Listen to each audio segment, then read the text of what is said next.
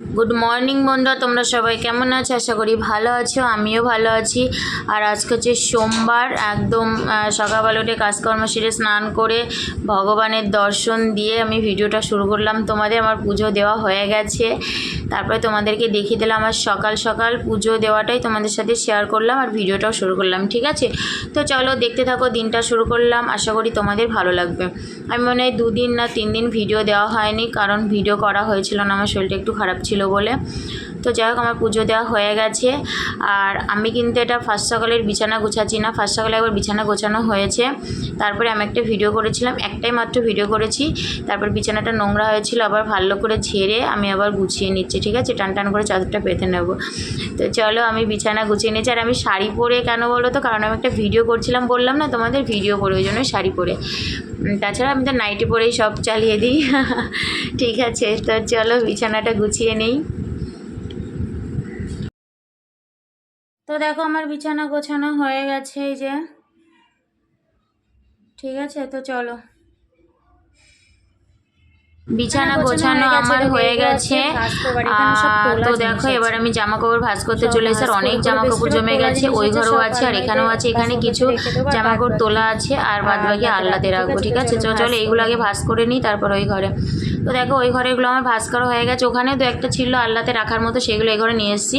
আর এই ঘরেও কাঁচা জামা কাপড় ছিল, বেশিরভাগ ছেলেরই আছে। ঠিক আছে, আমার কম থাকে, আমার শুধু থাকলে নাইটি থাকে, আমার খুব একটা থাকে না, ছেলেরই বেশি থাকে, কারণ ও পড়তে স্কুলে যায়, তো ওরগুলোই বেশি আসে। আর রেগুলার এগুলো তো যাই হোক, চলো ওইগুলো ভাঁজ করে ওই ঘরে রেখে এসেছি, আছে খাটের ওপর। আর আমি তখন এইগুলো আল্লাটা গুছিয়ে নিচ্ছি। ঠিক আছে, তো চলো জামা কাপড়গুলো ভাঁজ করে নিই।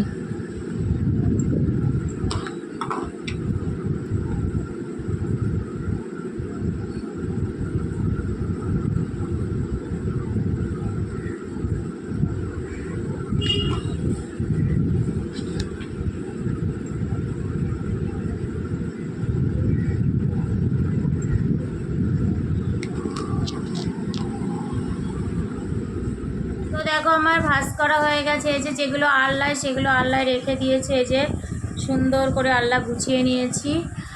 আর হচ্ছে যেগুলো তোমার শোকেসে আর আলমারিতে যাবে, সেগুলো এই যে এখানে ভাঁজ করি, এবার এগুলো তুলে রাখবো। ঠিক আছে, তো চলো। তো আজকে দুপুরে রান্না হবে যে ছোট ছোট কুচো চিংড়ি। ঠিক আছে, এটা হবে, আর ছোট ছোট করে আলু দিয়ে সর্ষে করা হবে। আর এটা হচ্ছে কচু পাতা বাটা, এটা হবে বাটা। আর এই যে মাছের ঝোলটা প্রায় হয়ে গেছে, তেলাপিয়া মাছের ঝোল। ঠিক আছে, তো চলো রান্নাটা হয়ে যাক, তারপর তোমাদের দেখাবো। ঠিক আছে, তো চলো।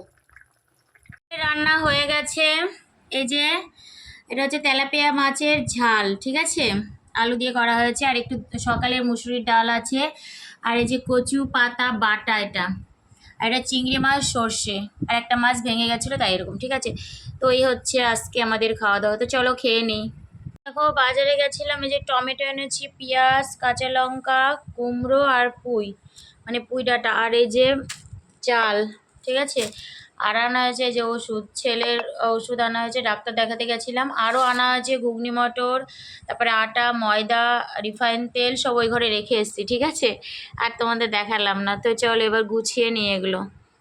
ভাই বোনরা, তোমরা সবাই কি করছো? আর আমার কালকে ভিডিওটা শেষ করা হয়নি, আজকেও অনেকটা বেলা হয়ে গেছে, কারণ না কালকে আমার শরীরটা একদম ভালো ছিল না। ঠিক আছে, আর রাত্রে কালকে খেয়েছিলাম, ভাত খেয়েছি, ভাত। আর দুপুরে দুপুরে তোমাদের যা রান্না হয়েছিল দেখেছিলাম, ওটাই রাত্রে খেয়েছি। আজকে তো পরের দিন, এখন অনেক বেলা হয়ে গেছে, এই কারণেই সকালবেলা ভিডিওটা শেষ করে এডিট করতে পারিনি, কারণ আমার ছেলেকে নিয়ে ডাক্তার দেখাতে গেছিলাম।